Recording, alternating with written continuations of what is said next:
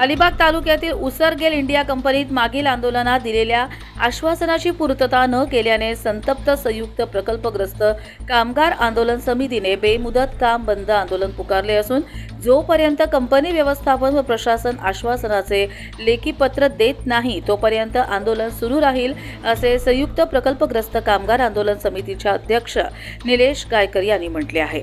या आंदोलनाच्या निमित्ताने खासदार सुनील तटकरे यांनी जिल्हाधिकारी कार्यालयात दिनांक 26 जून रोजी संयुक्त प्रकल्पग्रस्त कामगार आंदोलन समितीच्या उपस्थित कंपनी अधिकाऱ्यांसमवेत चर्चासत्र झाले।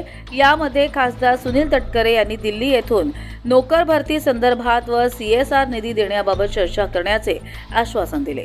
तर संयुक्त प्रकल्पग्रस्त कामगार आंदोलन समितीच्या वतीने जोपर्यंत जिल्हाधिकारी व कंपनी प्रशासन प्रकल्पग्रस्तांना नोकरी देण्यासंदर्भात लेखी करार देत नाही तोपर्यंत बेमुदत काम बंद आंदोलन सुरू राहणार असल्याचं अध्यक्ष निलेश गायकर यांनी म्हटले।